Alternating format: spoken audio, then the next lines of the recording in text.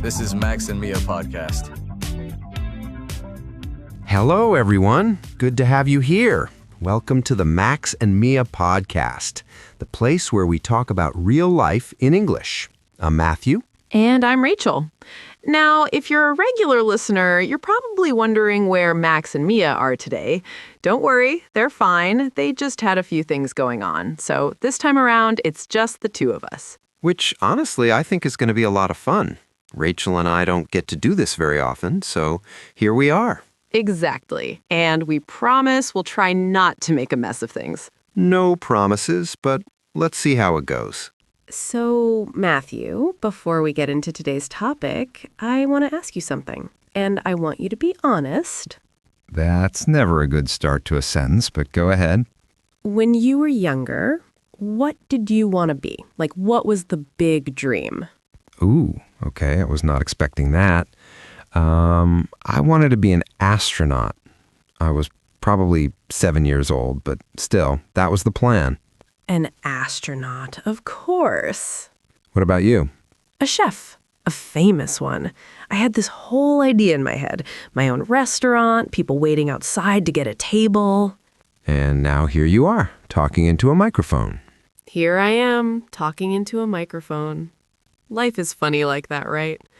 And actually, that's kind of what we want to talk about today. Because here's the question. What happened to those dreams? Did we give up? Did we grow up? Or did we just find something different along the way?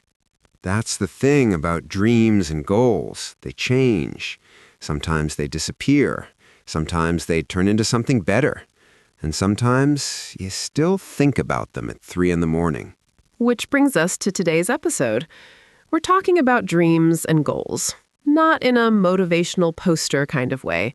More like a real, honest conversation about what we want, why we want it, and what actually gets in the way. And we have some things lined up for today that we think you're going to find really useful. We'll talk about the language you need to express your own dreams and goals in English. We'll look at some common mistakes people make when they talk about the future. And at some point, Rachel is going to share something that she has never told anyone on this podcast before. I already regret agreeing to that.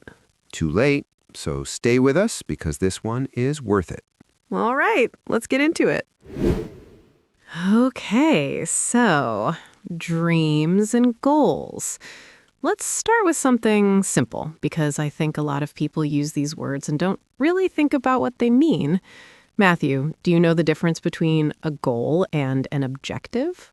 I think so, but say it out loud and suddenly your brain goes blank. Exactly. So let's just talk through it. A goal is the big thing, the final destination, the thing you're working toward. So, for example, my goal is to speak 3 languages fluently. That's a good one. And an objective is the steps you take to get there, the smaller things you do along the way. So if your goal is to speak 3 languages, one of your objectives might be to study for 30 minutes every day. Right. The goal is the what, the objective is the how. Actually, let me use a real example. My goal right now is to run a half marathon before the end of the year. Oh, I didn't know that. Yeah. And when I told my friend about it, he looked at me and said, "Okay, but what's your objective?" And I just stared at him. Because you had the dream, but not the plan. Exactly. So he helped me figure it out. My objective is to run 3 times a week and add a little more distance every 2 weeks. That's the objective. Small, specific, and actually possible. Which brings us to something important, because not all goals are created equal, right? Some goals are realistic, some are challenging, and some are, well, unattainable. Unattainable, which is a great word. It means something you simply cannot reach. Not because you're not trying, but because it's just not possible. Like if I said, my goal is to become a professional basketball player. I'm 5'3". That's probably unattainable. I mean, never say never. Matthew. Okay, fine. Unattainable. Realistic, on the other hand, means something that actually fits your life, your time, your situation. And challenging is the sweet spot, isn't it? Something that's hard but not impossible. Something that pushes you. I like that, the sweet spot, because I think the best goals are the ones that make you a little nervous. A little nervous is good. Full panic is probably too much. Right. So now verbs, because you need to be able to talk about this in English, not just understand it. And there are 4 that come up again and again. The first one is to achieve, as in to achieve a goal. It means to successfully do something you were working toward. You put in the effort and you got there. I achieved my goal. Sounds good, right? Feels good to say. It does. Then there's to set a goal. This one is about the beginning. Before you achieve anything, you have to set the goal first. You decide what you want. I set a new goal for this year.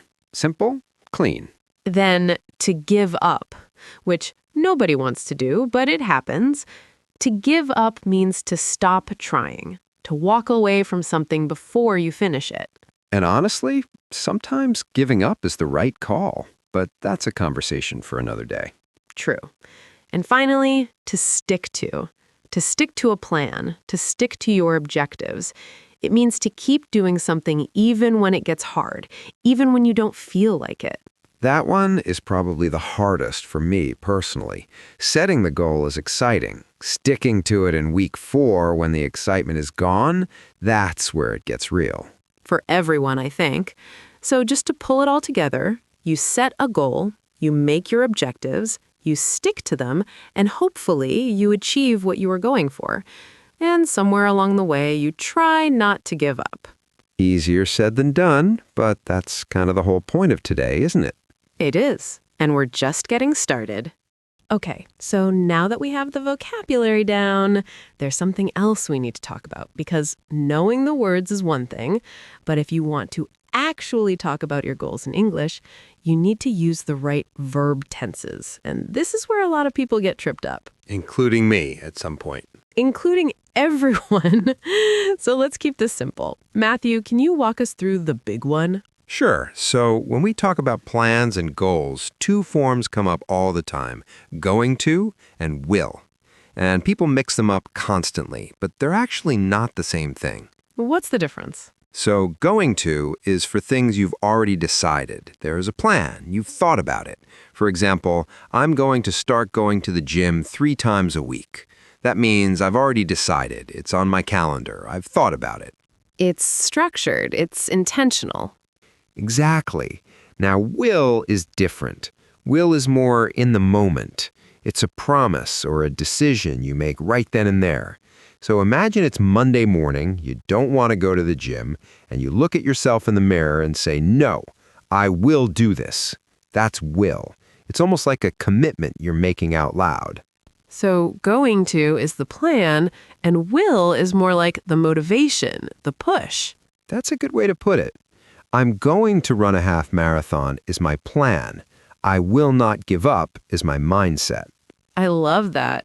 And this actually connects to one of the most common mistakes we hear from learners. A lot of people say things like, I will go to the gym tomorrow, when they actually mean I'm going to go to the gym tomorrow, because they already have the plan. The decision was made. So will ends up sounding a little strange in that context. Another one we hear a lot is, I want to achieve my goal, when they really mean I'm working toward my goal or I'm trying to achieve my goal. The first one sounds fine, but it can come across as a little passive, like the goal is just floating out there somewhere. Right. The language you use actually says a lot about how serious you are, which is kind of interesting. It really is. Oh, and phrasal verbs. We have to talk about a few. Yes, because there are some that come up all the time in this kind of conversation. Work toward, as in I'm working towards something, it means you're making progress. You're moving in that direction. Then there's end up, which is great because it's very natural. I ended up changing my goal completely. It means that's where you arrived, even if it wasn't the original plan. Figure out is another one. I need to figure out my next step. It means to find an answer or a solution, usually after thinking about it for a while. And keep at it. This one is more of an expression. It means to keep going, to not stop. You'd say it to someone who's struggling. Just keep at it. It's encouraging without being over the top. Okay, and one more expression that I think is really useful, in the long run. As in, it's hard now, but in the long run, it's worth it. It means thinking about the future, not just today. You know, every time I hear "in the long run," my brain immediately goes to Led Zeppelin. Led Zeppelin? Okay, explain. In their song Stairway to Heaven, there's this incredible line. It goes, "Yes, there are two paths you can go by, but in the long run, there's still time to change the road you're on." Oh, wow. That actually fits perfectly with our topic today. It really does. It's the whole idea that you're not stuck. Even if you've been moving in one direction for a long time, in the long run, you can still shift your goals. You can change your road. I love that. And it just goes to show all of these are things you'd hear in real life, in music, from an actual person talking about their experience, not just from a grammar textbook. And speaking of real life, that brings us to exactly what's coming next, because we've talked about the vocabulary, we've touched on the grammar, and now it's time to hear all of it in action. We have a conversation lined up between two people, and what's great about it is that they're not at the same level. One of them is closer to A2, still building confidence, simpler sentences, some mistakes here and there, and the other is more B1, more fluid, more variety in how they express themselves. So you're going to hear the difference, not in a "this person is better" kind of way, but in a "this is what growth sounds like" kind of way. You might recognize yourself in one of them. And the conversation is completely natural. They're just two people talking about their dreams and where they want to go. But while you listen, pay attention to how they use the words and phrases we've been talking about. They're all in there. Let's take a listen. Hey, can I ask you something? Sure, what's up? When you were a kid, what did you want to be? Like, your big dream? Oh, wow. Where did that come from? I don't know. I was thinking about it this morning. Just random. Okay. I wanted to be a marine biologist. I was completely obsessed with the ocean. I had books, documentaries, everything. I was going to move somewhere close to the sea and spend my life studying it. That's really cool. I didn't know that. Yeah, it was a serious plan. At least it felt serious when I was 10. What about you? I wanted to be a pilot. I thought it was so amazing. Flying, going to different countries every week. And now you work in accounting. And now I work in accounting. Yes. I'm sorry, I shouldn't laugh. No, it's fine. It is funny. A little sad, but funny. Do you ever think about it? Like, seriously think about it? Sometimes. But I don't know. It feels too far now. I have rent. I have my mom's bills. I can't just start again. I get that. I really do. And I think that's the hardest part about being an adult. When you're a kid, a dream feels like something you're moving toward, like it's waiting for you. But then life happens, and suddenly the distance between you and that dream just grows. Yeah, exactly. But I don't think it has to be all or nothing, you know? Like, maybe the original goal changes shape. Maybe you can't become a pilot, but there's something connected to that dream that's still reachable. What do you mean? I mean, what was it about flying that you loved? Was it the travel, the technical side, the feeling of being free? The freedom, I think. And I like the idea of being good at something difficult. Something not everyone can do. Okay, so that's still you. That's still something you can work toward. Maybe not in a cockpit, but in some other way. Maybe. I never think about it like that. And you, what happened to the ocean? University happened. I started studying biology, and in the second year, I realized the path was much longer and much harder than I expected. And I had a scholarship that didn't cover everything, so I had to work part-time. And I ended up switching to environmental science, which I actually love, but it's not the same. Do you regret it? Sometimes, but not in a painful way. More like I look at the sea and I think, we could have been something. Haha, that's either very deep or very dramatic. Probably both. But honestly, I think I'm still working towards something. My goal now is to do research that actually makes a difference. And that's connected to the 10-year-old version of me who wanted to protect the ocean. She's still in there. I like that. I think I gave up too easily. I don't think it's too late to figure out what you actually want. You just have to set a new goal. Something realistic, but still challenging enough to matter. A goal? With objectives and everything? Yes, like a real adult. Okay, I'll think about it. Good. And in the long run, I think you'll be glad you did. Hey, Melissa? Yeah? Thanks for this. I don't talk about this stuff usually. Me neither. We should do it more often. Okay, that got me. Yeah, same. There's something about hearing Ned say, "It feels too far now," that just sits with you. Because it's honest. He's not being dramatic about it. He's just telling the truth. And I think a lot of people listening right now know exactly what that feels like. The moment when a dream stops feeling like a plan and starts feeling like a memory. And what I found really interesting was that he didn't even realize he had given up. He just moved on, got busy. And at some point, the distance became so normal that he stopped noticing it. Which is probably the most common way it happens. It's not usually one big decision, it's 100 small ones. You skip one thing, then another, and then one day you're sitting with a friend and they ask you a simple question, and you realize, oh, I stopped working toward that a long time ago. And I want to ask you something. You, listening right now. Is there something like that for you? Something you wanted? Something you were moving toward, and at some point you just quietly set it down and kept walking? Because I think most of us have something like that, and we don't talk about it. Not because it's too painful, but because it starts to feel embarrassing. Like, shouldn't I be over this by now? Which is such a strange thing about adulthood, right? When you're a kid, having a big dream is completely normal. Everyone asks you what you want to be. Everyone takes the answer seriously. But then somewhere along the way, that question stops being asked, and ambition starts to feel like something you have to justify. You want to do what at your age, with your responsibilities? Exactly. And that outside pressure is real. But I think the inside voice is actually worse. The one that says it's too late, that it's unrealistic, that other people can do it, but not you specifically. I had that voice for a long time, around something I really wanted to do. And what eventually helped me wasn't motivation.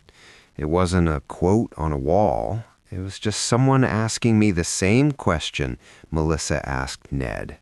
What is it about this thing that you actually love? Because when you get to that, you realize the dream might have been the wrong shape, but the feeling behind it is still real. And that feeling is worth figuring out. Melissa said something that I keep going back to. She said the 10-year-old version of her is still in there. And I think that's true for most people. That version of you that wanted something without overthinking it, without calculating the risk, that version didn't give up. You just stopped listening to it. And look, we're not here to tell you that everything is possible if you just believe hard enough. That's not the point. Some dreams do change shape. Some objectives shift. That's just life, and there's nothing wrong with that. But there's a difference between a goal that evolved and a goal that you abandoned because you were scared, or because someone told you it wasn't practical, or because you got tired and no one was there to tell you to keep at it. So, if there's one thing we want you to take from this conversation, it's not a strategy. It's a question. What did you set down along the way? And is it worth picking back up? You don't have to have the answer right now, but it's worth sitting with. It really is. Okay, let's bring it back for a second, because we covered a lot today and we want to make sure it all lands. We started with the basics, the difference between a goal and an objective. A goal is the destination. An objective is the road you take to get there. And if you only have one without the other, you're either lost or standing still. We talked about vocabulary, to achieve, to set, to give up, to stick to, realistic, challenging, unattainable. These are the words you need when you talk about your future in English, not just to understand them, but to actually use them. Then we looked at grammar. Going to, for plans that already exist, will, for decisions and promises in the moment, and a few phrasal verbs that come up constantly in real conversations. Work toward, end up, figure out, keep at it. And then Melissa and Ned showed us what all of that looks like when two real people sit down and just talk honestly about where they are and where they wanted to go. Which hopefully made you think about your own story a little bit. Now, if this episode was useful to you, there's something simple you can do. Share it with one person. Just one. Someone who's also learning English or someone who you think needs to hear this conversation today. Not because we need the numbers, but because good things are better when you pass them on. And if you haven't subscribed yet, now is a good time. We put a lot of work into every episode, and we'd love for you to be here for the next one. You can also leave us a like wherever you're listening. It really does make a difference. It helps more people find us. And the more people find us, the better the conversations get. Before we go, there's something we want to say. And we mean it. You are learning a language, an entire language. That is not a small thing. Every episode you listen to, every word you look up, every sentence you try to put together in your head before you say it out loud, that's real work. And most people never even start. You did. You're here. You showed up today for yourself. And that matters more than you probably think it does right now. The goal of speaking English well is exactly that, a goal. And like any goal, it takes time, it takes patience, and there are going to be days when it feels like you're not moving at all. But you are. Even on those days, you are. So keep at it. Not because someone told you to, because you decided this was worth your time. And it is. That's all from us today. Thank you for spending this time with us on the Max and Mia podcast. We'll be back soon with more. Until then, take care of yourselves. And keep working toward whatever it is you're after. See you next time. To keep taking your English to the next level, click on the next video or explore the others we've made for you.